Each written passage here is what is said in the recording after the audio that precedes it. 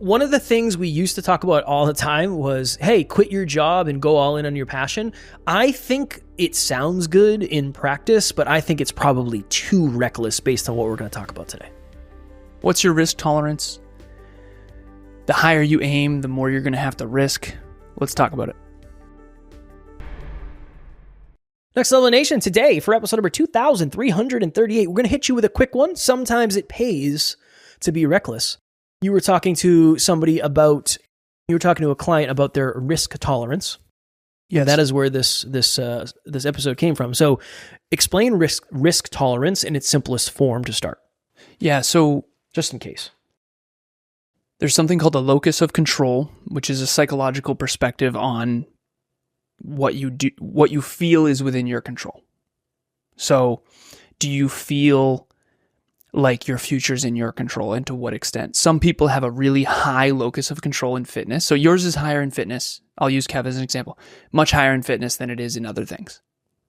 Like for sure. 0 to 10, how certain are you can lose 10 pounds in 10 weeks? 10. Okay, so he has a very high locus of control in this psychological concept. I was on with a client, I know you're listening, and he was saying, I don't have as high of a locus of control. He didn't use those words, but in earning more money without losing freedom. Because he always earned a lot more when he was in 9 to 5 sort of type job, but he has a lifestyle business that he's creating.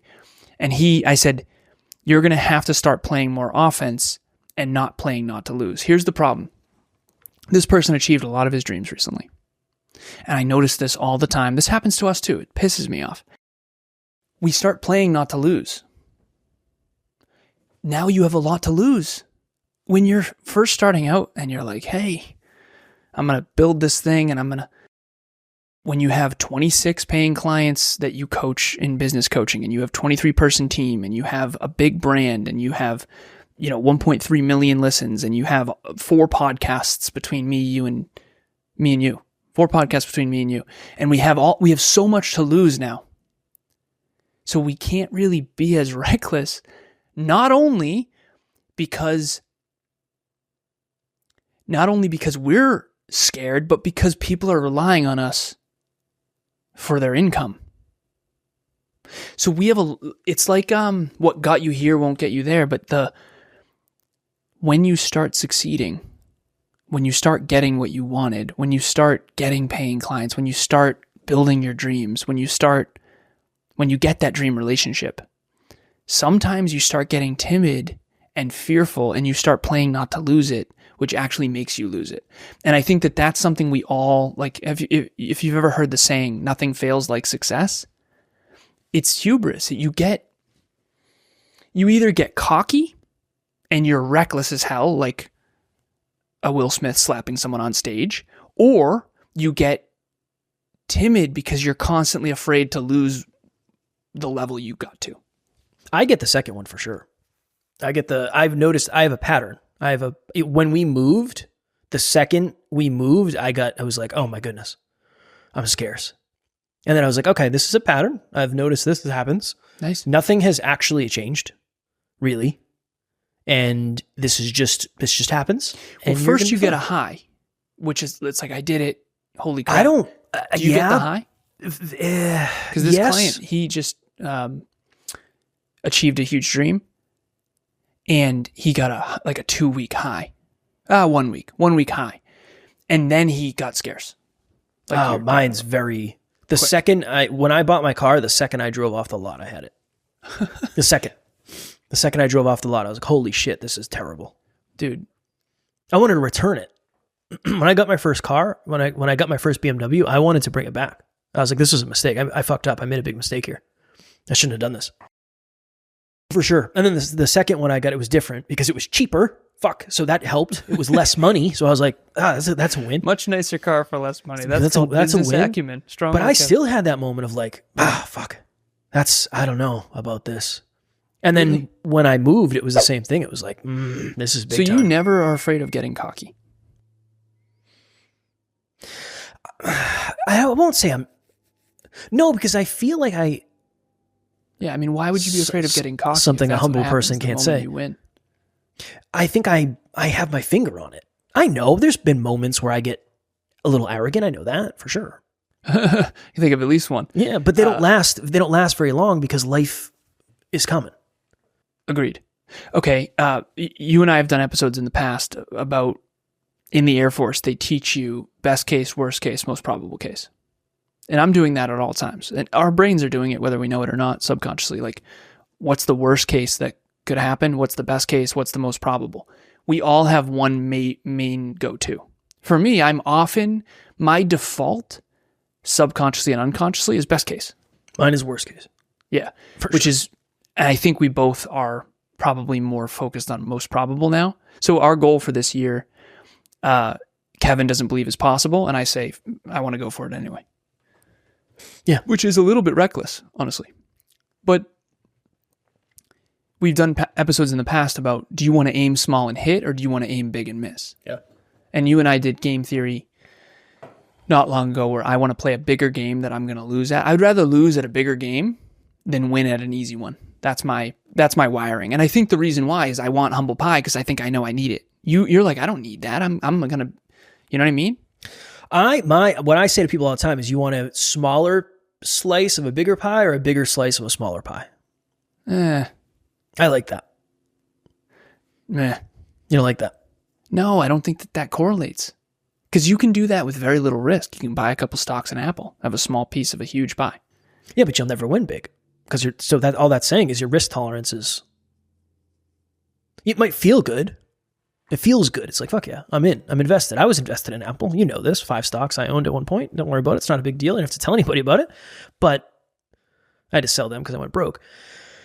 I don't know. It depends. I think it depends on the person. You had to liquidate your assets. I had to liquidate my assets, as they say. The point that we wanted to make in this episode was so offense versus defense. Mm-hmm. So playing offense is you go out and get. Playing defense is I have and I can't lose. I can't afford to lose this. The problem is, go ahead. No, you need both. You need both for sure. But the syntax matters. You're defense first, offense second. I'm offense first, defense second, for sure. I think in a lot of ways you've rewired me. Dude, no, I at the beginning of this, I was offense to a reckless. There was I was the goalie and I was coming out every time and there was nobody in the goal ever. Fucking try to score, whatever. You know, like that. But you also... I don't know, man. You were always concerned. Because I was not. doing For a short reckless time, shit. You were definitely I was throwing... manifesty. Well, I definitely fell into that. But before that, it was like, hey, man, let's go to Arizona to this event. And I was like, how much will it cost? Yeah. And it was thousands of dollars. And it was like, I have a Discover card with a very high roll, baby, limit. So let's just do that. Yeah. And that's reckless. Yeah, it is. That's not good. And then you got super scarce from recklessness. Then I went very spiritual. I'm telling you. Look, I don't mean this in any negative light. I think a lot of people go very spiritual, like manifesty, law of attraction, because they are suffering and they are struggling and they don't know how to feel better. That's my experience. I wanted to feel in control. It's like, I'm fucking in control. The universe has me. No, it doesn't. It doesn't. It didn't have me. I had me, and Alan had me, and I had to get myself, and I had to go play offense. Unfortunately, yeah. Because you think, and again, we'll get back to it here, but it's like if you think the universe has you, doesn't that relinquish some of the responsibility for you to show up? Yes, because it takes away the responsibility off of your shoulders. Yeah, I think it brings certainty, which I'm fine with you having even if certainty. It's false certainty, yeah, or maybe not rooted in reality. Yeah, it's like, okay, you're going down on a ship and the ship has lifeboats. Do you want to know it has a hole in it or no? You want me to tell you or no? The lifeboat's going to fucking sink. You want to know or you want to get in that thing and find out yourself? That's up to you. I want to know. I want to know. Let me, because I'm not going to get in it. I'm going to float around on a table or something. Like, I'm not going to get in that thing. Or a door. I'm going to find something else. But that is the thing, and it's important to understand. The reason I wanted to put sometimes it pays to be reckless is because if you have a very low risk tolerance, it might feel reckless for you to do something that actually isn't that reckless in the grand scheme of things. Yeah. Well, this person is looking at 2 different apartments. One of them is on the ocean, and neither price is that crazy. It's in South America. It's not that crazy. I was like, dude, you got to do the higher one. You got to invest money to make money. I'm not saying to be reckless, but you're not. This is not reckless. Yeah, both of those are within the budget. I know. That's the thing. And the budget is like way within too. And I know you're listening, brother. But I think that's the thing is, I'm just like pointing to my temples right now. Point. If you're not on YouTube.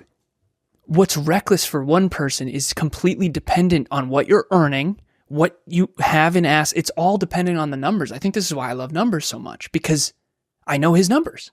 And I'll share this story briefly. There was someone who I think was playing offense too much.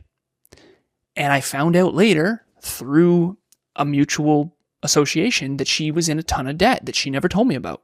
And I was coaching this person and I was telling her to play more offense. You can do it. You got it. But I didn't know her numbers and she didn't tell me. She said she was debt free. And it's like, I went back and I said, every piece of advice I gave you is now suboptimal based on that. I told a story about my ex. She bought this Jeep and everyone celebrated her. And when she came home, she was like trying to show me, so excited. I said, I think this is like a really bad idea. You're in a lot of college debt. And I'm the only one who knows you're working overnights and per diem. And like, this is a terrible idea. She's like, why can't you just be happy for me? I said, the truth is, I'm the only one who cares enough to tell you this. It's like the time you call me fat. You're like, I care enough to tell you because no one else is going to tell you. And it's not like I was fat, but I was definitely a little bit delusional. And delusion is comfort in the moment at the expense of effective decision making. Like, I think it's delusional to think you're never going to get divorced. I think it's smarter to say, okay, the divorce rate's 60% now. Let's make sure that doesn't happen to me. And let me make sure I'm conscientious and kind and smart and don't lie and don't do anything, like that's humble. But you also can play too scared where it's like, I'm afraid to get, you can be overly scarce or overly abundant. It totally depends on your circumstances and your goals and your demeanor. I almost just ripped my shirt in half. But I think that, again, it comes down to the same thing I've been saying is this is why I love coaching, because I can speak to this individual. There it is. Yeah, there it is. And if you're out there watching or listening, it's up to you and it's your responsibility, because Kevin and I can't take this on, to decide which end you're on. Right now, I think we have a micro and a macro. So right now, Kev, you're probably overly scarce because you just had a big up level. I would say that's fair. Okay, so you're probably below. If 5 is optimal, 10 is overly abundant, and 0 is overly scarce. So 0 is defense, 10 is only offense. So 10 is you're trying to drain threes while the net is open. I just combined basketball and hockey. But in hockey, you're just trying to, you have an open net. You're just playing all offense, right?